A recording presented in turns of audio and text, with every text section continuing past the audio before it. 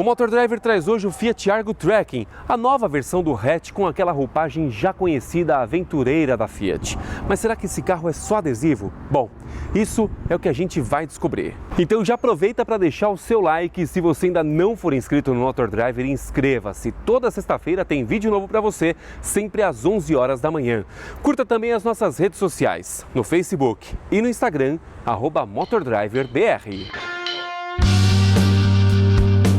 O Argo Trekking traz o apelo aventureiro característico da montadora no hatch que tem como base a versão Drive. No visual, ele recebeu as molduras dos paralamas, saias laterais, spoilers dianteiros, aplique no para-choque traseiro e ponteira do escapamento aparente na cor preta iguais aos do esportivo HGT. O teto e aerofólio pintados de preto e os adesivos que identificam a versão completam o visual do Argo Trekking.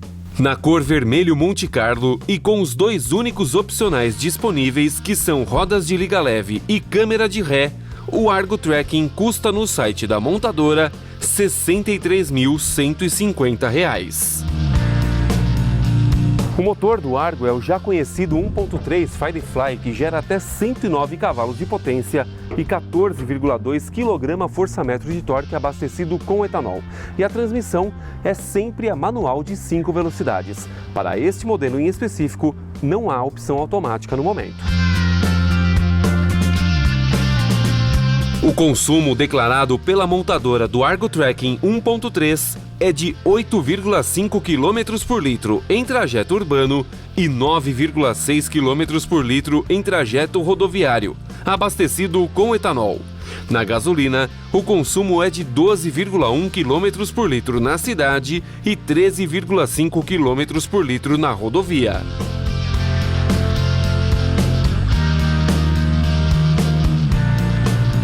O porta-malas do Argo Trekking é o mesmo porta-malas do restante da linha, com 300 litros de capacidade e o acabamento escurecido igual ao interior.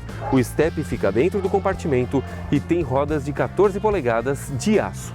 Mas é claro que você quer saber como é que é o espaço lá dentro, né? Então, vem comigo!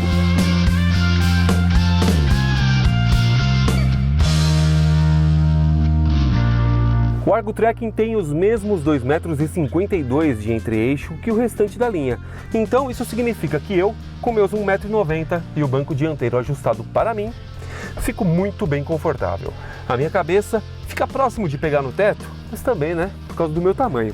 Aqui atrás nós temos encosto de cabeça para os 3 ocupantes e também cinto de 3 pontos, além do Isofix, que é a trava para cadeirinhas infantis. Aqui nós também temos um porta-copo e a porta USB, o que facilita muito na hora de você querer recarregar o seu smartphone, por exemplo.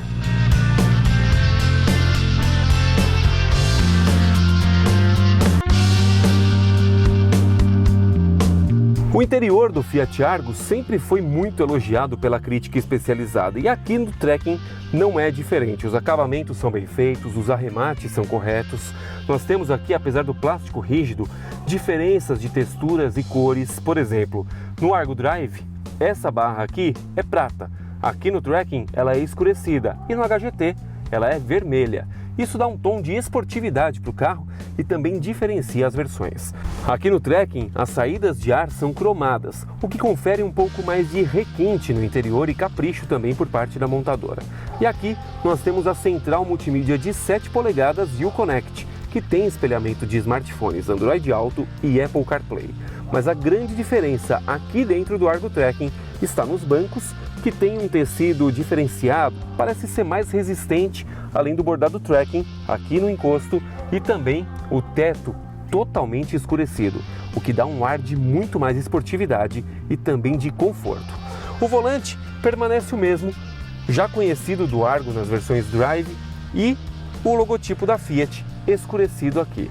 No cluster nós temos as informações do conta-giros, da velocidade e o computador de bordo, onde você tem autonomia, consumo total, consumo instantâneo, além de medidor de pressão de pneu e uma série de outros recursos. E o acabamento das portas repete o mesmo tecido aqui no apoio de braço que os bancos, o que deixa o carro realmente com acabamento uniforme e muito bem feito. Mas chega de papo, né? E vamos andar! Começando a falar da posição de dirigir do Fiat Argo Trekking, que é exatamente a mesma posição de dirigir que a versão Drive, Precision e HGT oferecem, afinal de contas é o mesmo carro. Então nós temos aqui um banco que apoia bem as costas e também as pernas, mas a posição ela poderia ser um pouco mais baixa. Eu sempre falo isso nos carros, até porque eu tenho 1,90 m de altura, mas eu acho sempre que a posição pode ser um pouco mais baixa. Aqui, se fosse 3 centímetros abaixo, seria muito melhor. Mas a posição é boa sim, mesmo não tendo o ajuste de profundidade no volante, que eu acho uma mancada, poderia ter.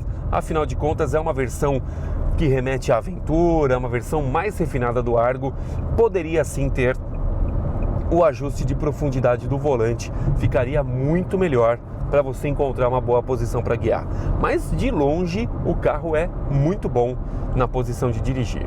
Mas agora eu quero falar do conjunto motor e câmbio, que na minha opinião, essa versão 1.3 é a que oferece melhor equilíbrio para o Argo. E eu vou falar o porquê. A versão 1.3 ela entrega uma boa potência, tem um torque muito bom esse carro, ele não te deixa com algo faltando, ele empurra muito bem o carro e é muito econômico. Para você ter ideia, eu estou fazendo com ele aqui, com trânsito carregado, na faixa de 9 a 9,5 km por litro. É um consumo muito bom, utilizando etanol, tá? Na gasolina, esse consumo deve subir bastante em relação ao que nós temos aqui com etanol. Mas o grande destaque desse carro nem é a mecânica, porque a mecânica já é conhecida. O que pega aqui legal é a suspensão do carro. A suspensão deste carro ficou excelente. Muita gente reclama do Fiat Argo nas versões civis, eu diria, que é a versão Drive, que ele raspa demais em lombadas, em valetas, coisa que a gente quase não tem aqui, né, nas ruas do Brasil. E acaba castigando demais a suspensão do Argo porque é um carro um pouco mais baixo. Aqui nessa versão Trekking, que recebeu um ajuste de 40 milímetros de altura, que dá 4 centímetros, 2 centímetros relacionados à suspensão e 2 centímetros relacionados ao pneu 205 de perfil 60 com rodas aro 15, esse carro ficou muito melhor, porque a suspensão filtra demais as irregularidades do asfalto. Você praticamente não sente essas imperfeições da pista, nem nada. Então, isso ficou realmente muito bom. E o carro não raspa em valetas, o que resolve esse problema que o Argo tem, dele ser um pouco mais baixo e acabar raspando em valeta e lombada. A suspensão filtra bastante e os pneus dão uma sensação de muito conforto para o Argo Trekking, deixando ele muito na mão, uma suspensão firme, sem ser dura e sem ser molenga demais, ele não aderna nas curvas. Eu confesso para você que eu entrei um pouquinho mais forte em uma curva ou outra e eu vou falar para você que esse carro se comportou muito bem, até por causa da largura do pneu, né? 205 é um pneu bem largo e isso faz com que o carro fique bem preso ao chão. Então, essa versão aqui, para mim, é a melhor versão do Argo, sem sombra de dúvidas.